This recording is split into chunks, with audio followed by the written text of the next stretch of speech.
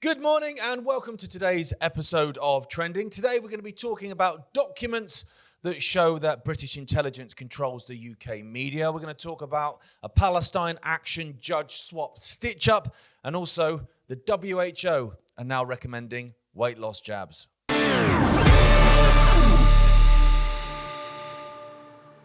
Good morning and thanks for tuning in to today's episode of Trending. Okay, I'm going to start off in the UK. Files expose Britain's secret D-notice censorship regime. Documents obtained by the Grey Zone reveal how British soldiers and spies censor news reporting on national security, coercing reporters into silence. The files show the committee, boasting a 90+% success rate, is enforcing the official British line on any controversial story or disappearing reports entirely. Now, this sounds like a conspiracy theory, doesn't it? And we know how dangerous they can be. A new trove of documents obtained by the Grey Zone through Freedom of Information requests provide unprecedented insight into Britain's little-known military and intelligence censorship board. Well, it's little known among those that care not to look, to be honest. For anyone paying attention, it's been going on for years. And it came to light as well with Edward Snowden and the fact that The Guardian was reporting on Edward Snowden and they were put under a D notice. Now, how long ago was that?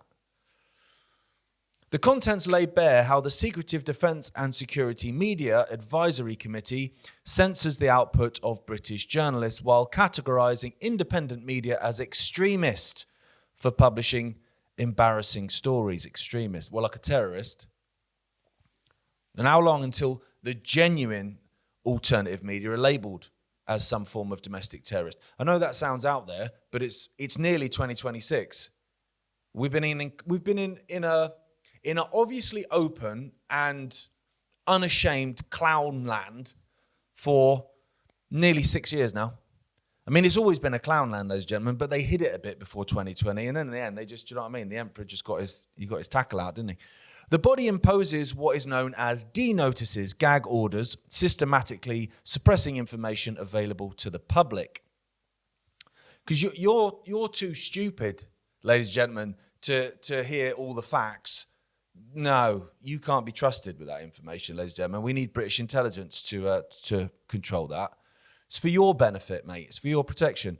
The files provide the clearest view to date of the inner workings of the opaque committee, exposing which news items the British national security state has sought to shape or keep from public view. These include the bizarre 2010 death of a GCHQ codebreaker, probably murdered then, MI6 and British Special Forces activity in the Middle East and Africa, on behalf of whom? The sexual abuse of children by government officials. Keep that hidden. Can't have that exposed, can we?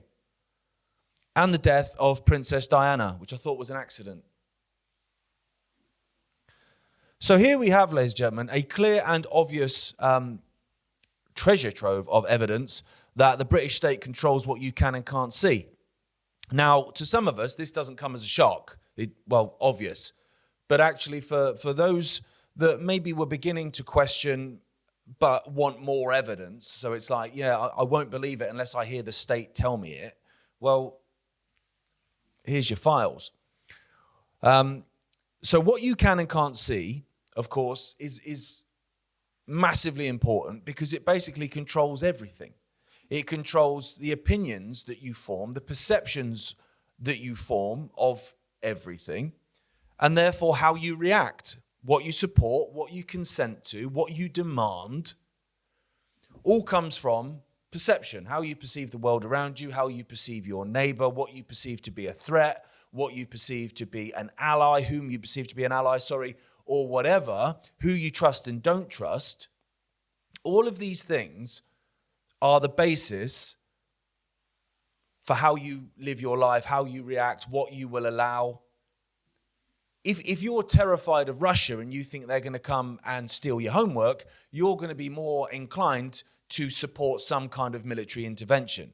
If you've been given all the information that hasn't been controlled by the intelligence agencies, and I say that without saying the UK intelligence agencies, because let's have it right, this is going on in your country as well, wherever you're watching this from. It's not just a British thing. Now, you might then support some military intervention. But if you'd had all the information that wasn't controlled by these, you might not. You'd go, well, no, that's rubbish. And I know that's rubbish because I saw X, Y, and Z. Well, what if you didn't see X, Y, and Z? And this goes on in different governments as well. Like all the things that they've listed there, this is something that's been going on for a very long time. This isn't just, oh no, Starmer's in now. I mean, Starmer's are wrong, and don't get me wrong, but Starmer's in now, look how bad it is. No, this was going on under the Tories, and it was going on under Labour, under Blair. Obviously, Princess Diana Blair was Prime Minister at that point. So this is not a new thing. So, and nothing changes when you elected another government. And once you elect reform, which people almost certainly will, if we're still allowed elections, by then, nothing will change. But also, the question is not only what do they not want us to see? So what do they, like, don't tell them this, don't show them this. There's this information about paedophilia within government officials, don't show them that. Okay, so you can stop people forming opinions about certain things by denying them information. Okay, absolutely. And that's going on here quite clearly. But also we should ask the question, what are they happy for us to see? Because that also molds perceptions and forms opinions, which then therefore leads to actions and consent. Because you can manufacture a consent through what you don't allow people to see, but massively through what you allow them to see. So now when you're looking at the media, the legacy media for this, but I would say it goes wider than the legacy media, you go, okay, well, what are you not telling me? What are you lying about by omission? But also, when you're watching the mainstream media, if you're still doing that, ask yourself, why are you telling me that? Why do you want me to think that? What's the long game in me believing what you're telling me and then molding my perceptions based on that information you've given me?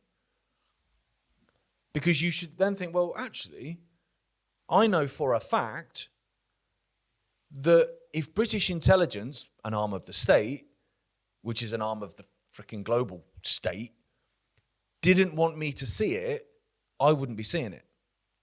But they do want me to see it, which is why they've allowed it. So now you ask yourself, well, why is that then? The files show the shadowy committee maintains an iron grip, yes, mate, over the output of legacy British media outlets, transforming British journalists to royal court stenographers. Well, they aren't transforming them. I'd say, be honest, that's been the case since their conception. Certainly with the BBC in 1922, I'd say that was probably exactly why they were formed. With the committee having firmly imposed themselves on the editorial process, a wide range of reporters have submitted apologies. Imagine that. Imagine that. Submitted apologies to the board for their media offences. Flaunting their subversive, subversants. Wait, that's a word I've never read before. In order to maintain their standing within British mainstream media. How do you call yourself a journalist after that? I mean, how do you call yourself a journalist after not being able to pronounce a word?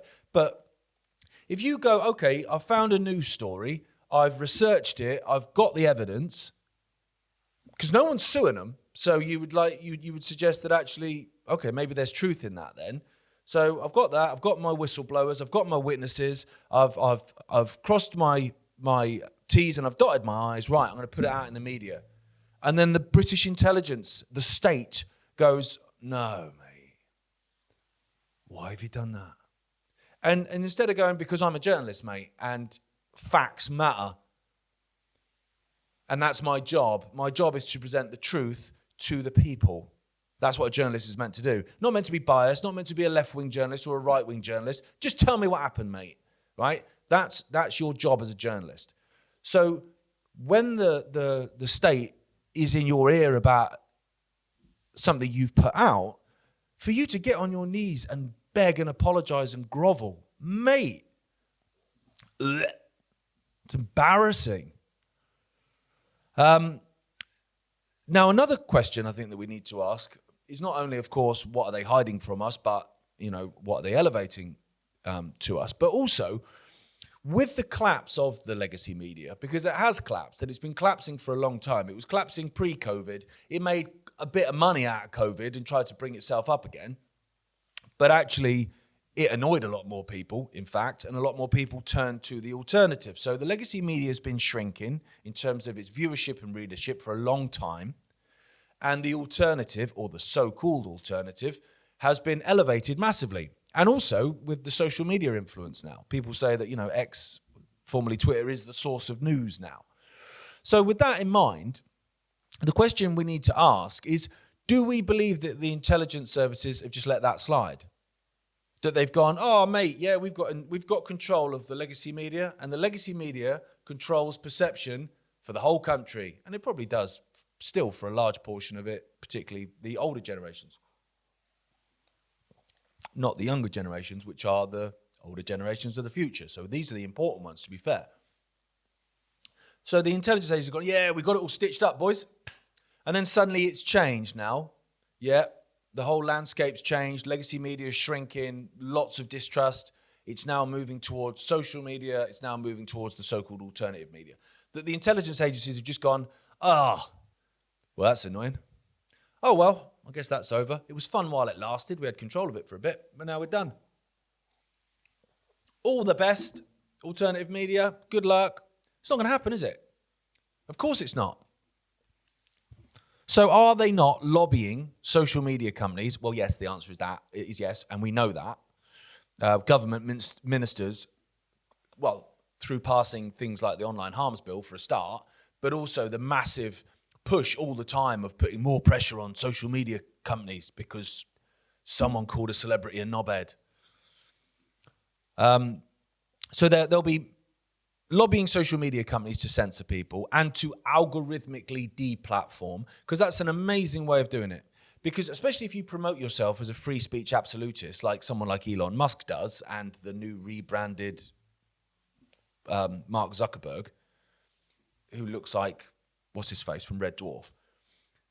They rebrand themselves as this pro-free speech. So you can't then really, although they do still sometimes, go around banning people and censoring people, obviously. Deleting their accounts, suspending them for violations of community guidelines and all that nonsense. That stuff doesn't fly, really, because it gets pushback. And just recently, trying to remember the name of the account, there was quite a major account, had over 2 million followers, got removed by Twitter X. Everyone went mad. It was soon back because it's really bad PR to be a pro-free speech guy whilst deleting people. But what you can do is you can algorithmically strangle them. Because then you go, what? The account's there, mate. I'm not stopping the free speech. I've not deleted the account or suspended. Look, they're free to say what they want. Yeah, in an empty phone box, mate. Now, we see that insane levels of algorithmic suppression. Same, my dad's massively suppressed. So, of course, they're doing that. And if they're doing that, to come back to the same point I made before, which is, let's ask the question, not only should we be bothered about what we're being banned from seeing, so don't just ask the question, what am I not being allowed to see, but ask the question, what are they very, very happy with me seeing, therefore molding my perceptions? So ask that same question for this algorithmic banning on social media then. Because for every account that's getting strangled by the algorithms, mate, some are flying. So you ask the same question. What is it that these guys are saying that they don't want me to see? And what is it that these guys are saying, some of which massively promoted as being alternative, what is it about what they're saying that they do want me to see? Because some accounts are hugely, hugely elevated whilst basically having their whole shtick and their whole persona as being anti-establishment.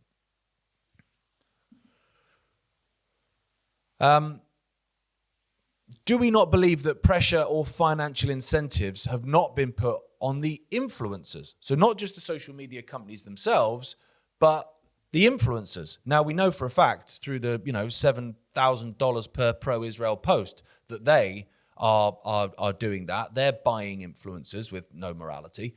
But they won't be the only ones. There'll be being bought left, right, and centre by all and sundry. To be honest, if you're void of morality to the point where you'll take money from a foreign government to promote their rebrand, whilst they've been committing a genocide for the last 2+ years, then I don't think there's anything you won't do. Be honest, mate. And also look at how the alternative media has changed. And as I said earlier, this isn't just the United Kingdom. Look at the massive names in the alternative media and what they're saying now and what they were saying 10 years ago, 5 years ago, mate, 3-4 years ago, some of them. And then they've gone from being down the rabbit hole, question everything, it's a one-party state, doesn't matter who you vote for, the government gets in. All of these foreign governments all answer to the same people. It's a pyramid, the Illuminati, all this stuff. These were common accepted facts within the alternative media. Now in America, it's Democrats. They're to blame. Yeah, it's them. It's all them. Thought it was a one-party state, mate. And it's the same here in the UK. No, reform will sort it. Yeah, reform will sort it. It's going to change. It's going to be different. It's made such a huge transition, the alternative media, into the point that it's not alternative anymore. And that's the sad thing. Like, you look at it and you go, the new media, as some of these people. What is the new media then? Like, what are you doing different to what the legacy media is doing? I don't see a difference. What are you rebelling? What do they rebel against? Really? Like, they rebel against the current government. Yeah, Starmer's an arse. Yeah, he is, yeah. Yeah, so's Farage. They all are, mate. They're not rebelling against anything. They're bringing everyone back into the political paradigm, into the sphere of, if you vote for them in 4 years, yeah, everything will be great. And that's exactly what British intelligence, that's where they want you. They don't want you questioning everything and going, no, mate, it goes way bigger than this, mate.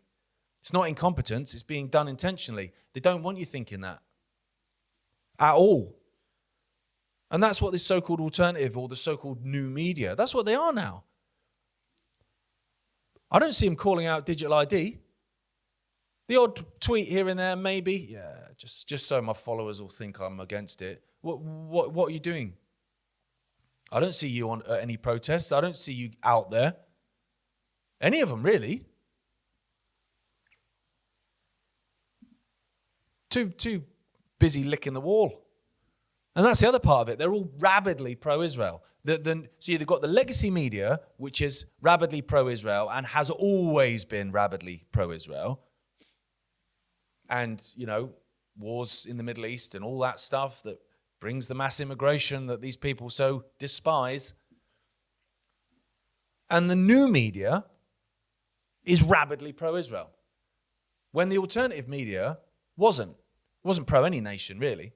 It was, generally quite patriotic in the sense of, America first or British people first or whatever. But in terms of supporting a government, certainly not a genocidal one, they weren't really on board with that because they understood that these governments all answer to the same people. But now it's changed. Now to the new media, the alternative media, someone like Benjamin Netanyahu, a five-headed maniac, is some form of hero. So what has changed? Do you know what I mean? So I would say in terms of this story about the D-notices on the mainstream media, I love that it's out there. I mean, it's out in the grey zone. I ain't reading about it in The Guardian, but it's out in the grey zone, and that's great. And I certainly think that hopefully, people can use these freedom of information requests to show, friends and colleagues, look, mate, this is what goes on. This is the information you're allowed to see. So let's ask some questions, please. But then the problem that you find is when people start to ask questions, the first thing they come across, because it's algorithmically elevated, is the new media. And the new media is exactly the same as the old media. It's the mainstream media in a T-shirt. So nothing changes. But then, do you know what I mean? If you want to control the game, you've got to control both sides, right? Speaking of which, that's the end of the social media section of trending. If you head over to iconic.com, the link is in the description below, and you can continue for free listening to me ramble on about stuff going on in Britain.